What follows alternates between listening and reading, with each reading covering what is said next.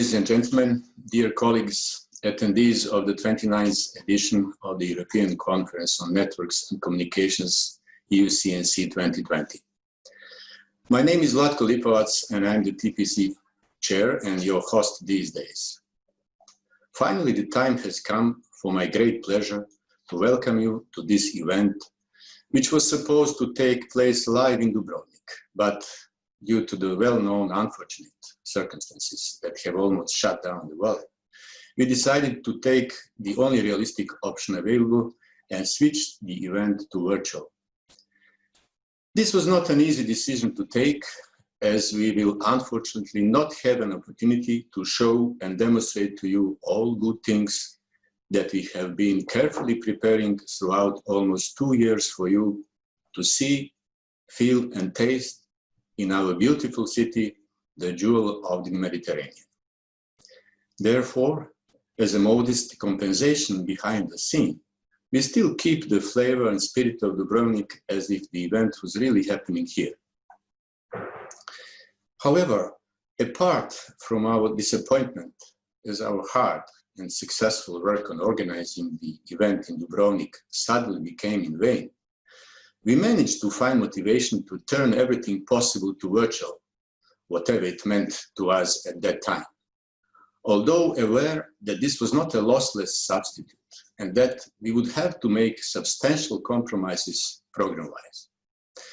With this regard, it was especially painful to cancel the exhibition part of the program, for which, by the way, we found a perfect fit in the formerly targeted venue, as it has been a crucial part of the EuCNC heritage, supporting it as a premier forum for presentation of research results and the best meeting point for technology visionaries and innovators from academia and industry to exchange their newest results and experience in this cutting-edge industry.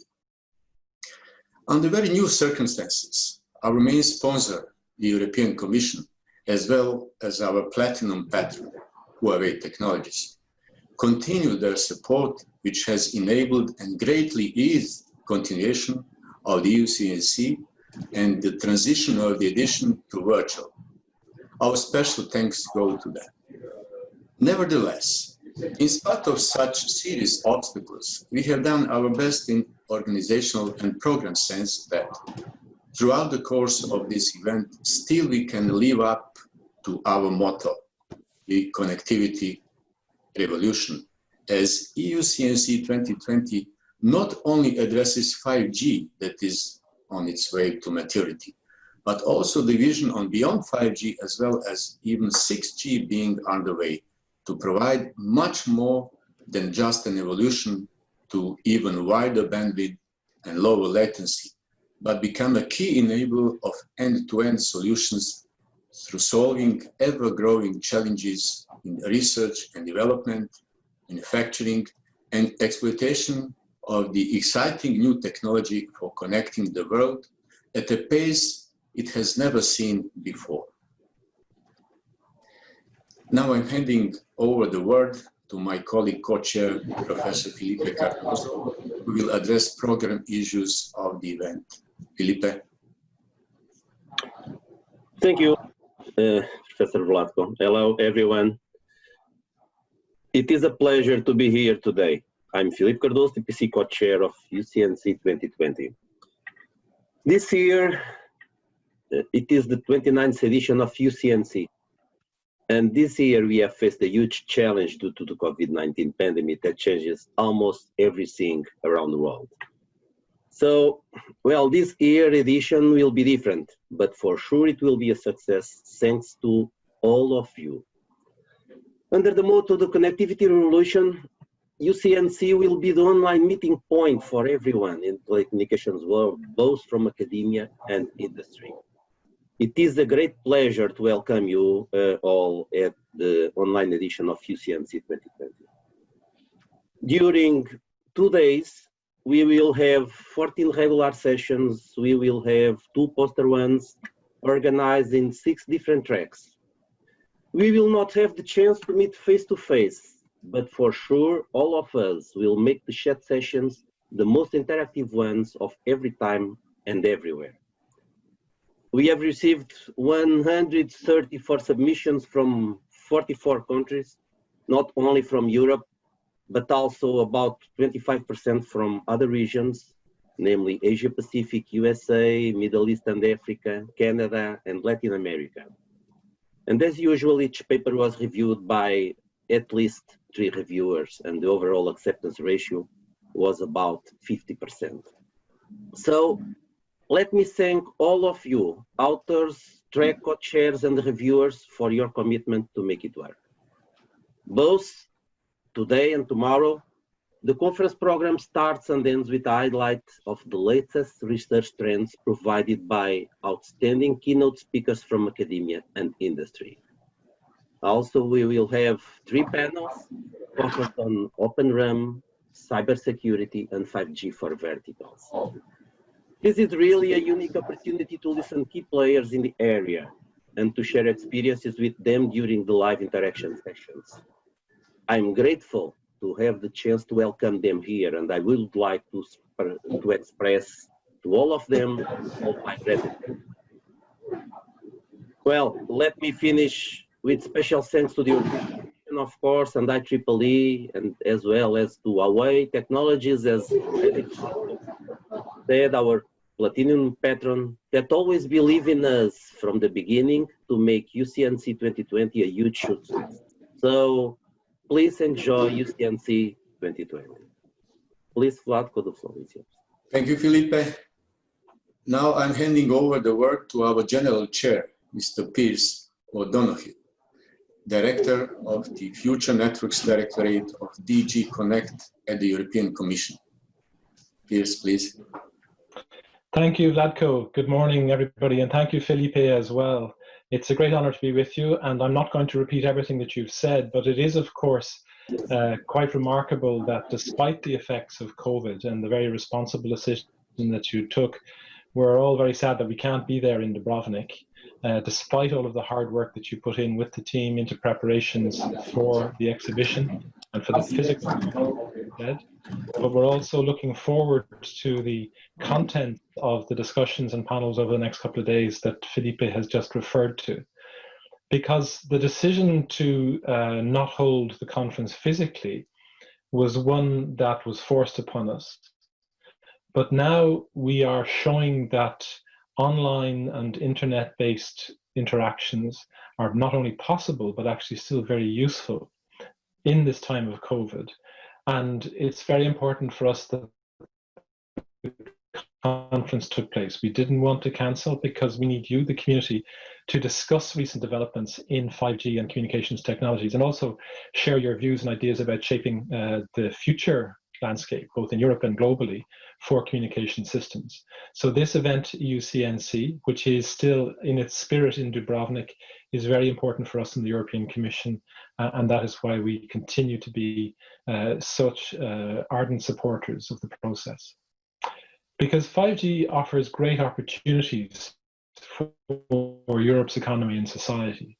And COVID has shown that once again. We've seen just how important high-speed networks have been in playing a crucial role in keeping large parts of the economy and society in general going during the lockdown. And now we hope for the recovery. So we need to accelerate the progress in 5G deployment to meet the challenge of the recovery for the good of all sectors of the economy. But unfortunately, in a number of member states, we've heard announcements about delays in spectrum auctions and in investment plans by operators. And that is very alarming for investment plans in 5G and for our timetable with regard to the rollout of 5G, because they are expected to play a key part in the transformation of all parts of our economy and society. To meet the challenges of the COVID crisis, on the 27th of May, we, the Commission, presented a major recovery package of financial instruments, and that was aimed at kick-starting the EU economy and helping us to build out of the crisis. And it involved a budget proposal that is unprecedented in scale and in ambition. With the Next Generation EU Fund for Recovery and Resilience, helping business to work out of the crisis, and financial instruments focusing specifically on investment, the Commission's proposals in our multi-annual financial framework reaffirm our ambition to support the growth and development of European industry and European infrastructure. Now, it's very significant that the whole package as presented by the Commission focuses on achieving our dual ambitions for green and for digital, not just going back to the way things were, but building for the future a greener society and environment and a more digital society and economy. Now, research and ICT development of digital infrastructures and technologies are central to this package, central to the Commission's vision for recovery and growth in Europe. They consolidate our previously stated policy ambitions, particularly on the Green Deal and on the economic front. And in saying that, where investments are more crucial than ever, we have to maintain the calendar for 5G rollout and deployment as much as possible, because that will be very important for the economy. You know the effects that that technology can have and is already having with regard to different sectors of the economy. We need that to become reality for Europe as a whole. We had already announced in February in our digital future package the preparation of an updated action plan for 5G and the transition to a focus on our research and investment and our research and investigation work on 6G. And of course, that goes hand in hand with an unflinching focus on the rollout and deployment of 5G, focusing, for example, on 5G corridors for connected and automated mobility, as well, including, by the way, railway corridors. So we will reassess deployment progress and we will look at gaps and identify gaps in the planned 5G networks for Europe.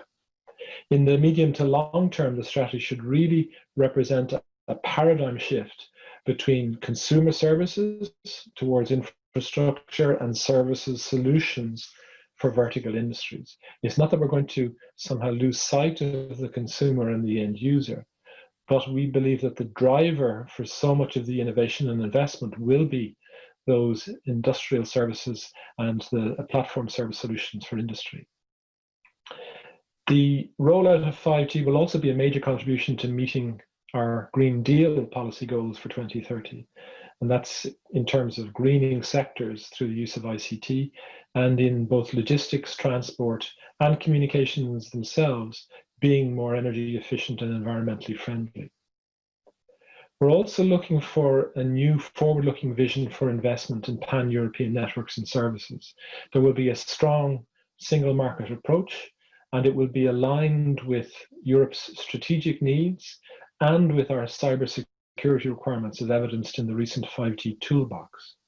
Those are issues which reflect the strategic importance of 5G and communications technologies as the backbone of the entire economy and providing services to citizens and security for governments and countries.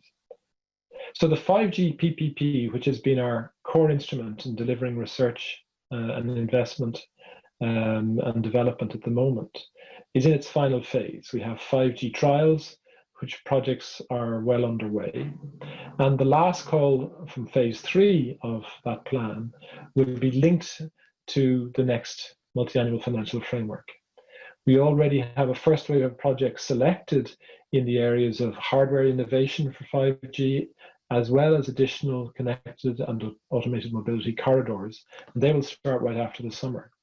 Then in the autumn, the projects in the last 2 topics of the public-private partnership, which cover software innovation and smart connectivity systems, they will fill the picture and complete the picture and helping us to link this work with the partnership that is proposed for the next MFF. But we have to be looking forward as we plan for that new partnership on smart networks and services. Our commissioner, my boss, Commissioner Breton, has already announced his wish to see Europe positioning itself for the upcoming 6G race. So as we move to significant investment and work on deployment on 5G, we have to already be looking at the research and standardization challenges for 6G. That has been further confirmed, our ambitions in this regard, in the cybersecurity toolbox that we presented in January, where it was recognized that we needed to see greater security of supply and guarantees that anybody who provided network or infrastructure equipment or services in Europe was meeting the highest level of security standards. That is something which we will focus on also in the next public-private partnership on 6G. And that's a very timely initiative, and one in which we hope many of you will be involved. In fact, we want you to be at the core of this new Smart Networks and Services partnership, together with a wider constituency coming from both the cloud, the edge computing, and particularly from the IoT communities, all of which will form the core technologies for this 5G, 6G vision that we have for Europe.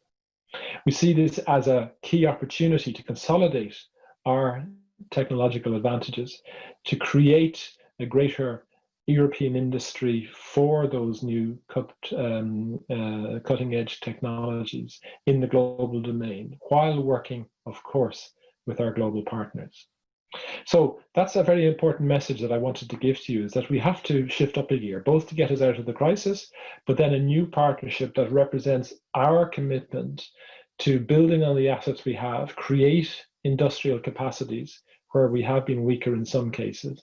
And that, of course, is much more than just running R&I projects. Now, I don't in any way dismiss the importance of that research and development. That is the core of Europe's ability to develop the technologies and to be at the head of the race in terms of technologies and standardization. But devices, connected objects, computing platforms, those are areas where Europe needs to be present, and present in depth, as well, of course, as the work that we're doing on connectivity. And on connectivity, we have to make sure that Europe plays a strong role in the new business approaches that are being taken by different technologies, different actors, such as, for example, Open RAN, or O-RAN as it's sometimes called, which we must look at, and we must understand and harness the development that that represents. Now, I fully expect that in this conference, the panel on open technologies will shed some light on how Europe can best be positioned in this new domain, where actors, some of our global competitors, are moving with very high ambitions with regard to domestic players. It's also essential that we ensure a diversified supply chain available to Europe, which meets our technical and security standards. And that is where we hope that the cybersecurity panel of the conference will shed light on the steps that we need to take forward. So our initiative in 6G is timely. Many other regions are also announcing plans with regard to 6G. And there is a renewed industrial ambition behind those plans. We need to be at the head of this race. Our colleagues in Finland, for example, have already launched a 6G flagship initiative, but I'm confident that an entire fleet will soon join the flagship. We see several drivers for that initiative. Let me just mention them very briefly. First of all, moving ahead with industry digitization and the penetration of verticals. Now that started with 5G. In fact, it was what marked Europe out from those in other regions who were putting a much greater emphasis on consumer products, video, etc. But it is now clearly accepted as being what makes 5G so important. Covering a wide set of use cases that will really push the limits of 5G performance. Secondly, supporting societal issues. Again, is an important framework, and we need to act there on two fronts. We have to drastically reduce the energy consumption of connectivity and services platforms. So that means technology, communications technology, this industry getting its act together in terms of our green responsibility. And then, of course, the other wing is using these platforms, using these technologies to reduce energy consumption and efficiency and sustainability in vertical domains, all sectors of the economy and society. We have other societal concerns that we have to take very seriously.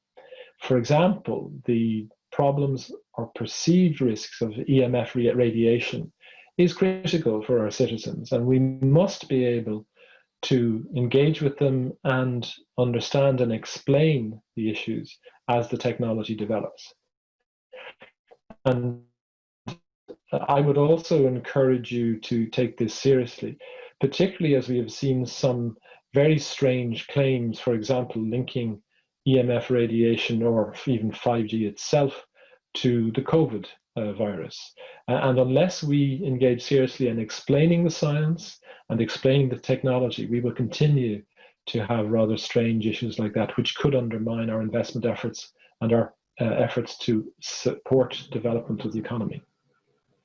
We also should be very careful in ensuring that we are meeting a wider range of the societal development goals. And that is something which we, the Commission, will come back to you, with you, the industry, and with the research community.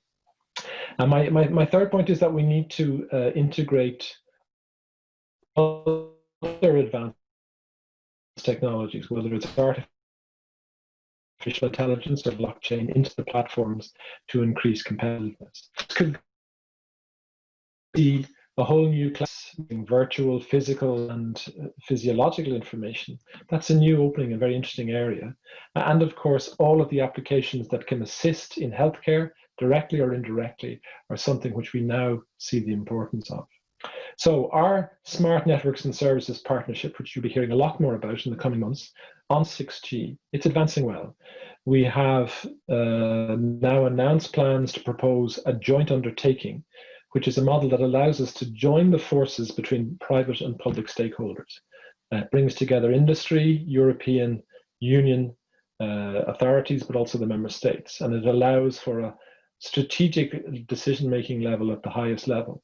But in no way are we seeking to get rid of the element of industry cooperation that we have seen in the 5G PPP. So the Smart Networks and Services framework, or joint undertaking, it will be built on two pillars. First of all, research and innovation under our framework program, which is now going to be called the Horizon Europe program, and coordination of 5G deployments, mainly under our investment and spending programs. That's called CEF2, digital, the Digital Europe program, but also where member states themselves can draw down money from the InvestEU program and from the new recovery financial instruments that have just recently been announced.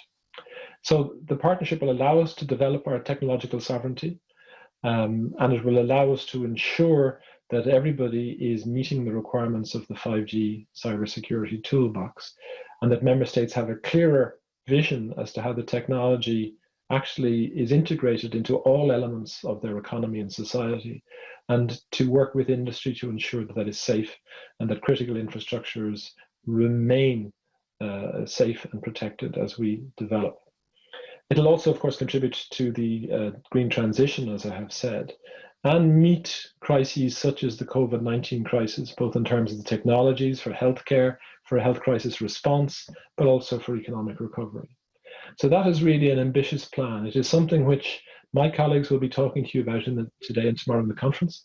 You will be hearing from us. And we really want the community of researchers, research organizations, universities, and industry at all levels to come together as the core of our new 6G SNS partnership. As I've said, working with those working on cloud computing, edge computing, Internet of Things, in this new ecosystem, which is crucial for Europe's economic recovery and strategic autonomy. So I wish you an excellent conference. Thank you all for attending, and I'll hand you back to Vladko. Thank you.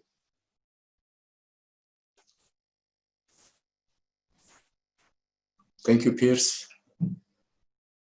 Thank you very much for important messages that you have disseminated to this community. Now we will continue with the live interaction regarding the first keynote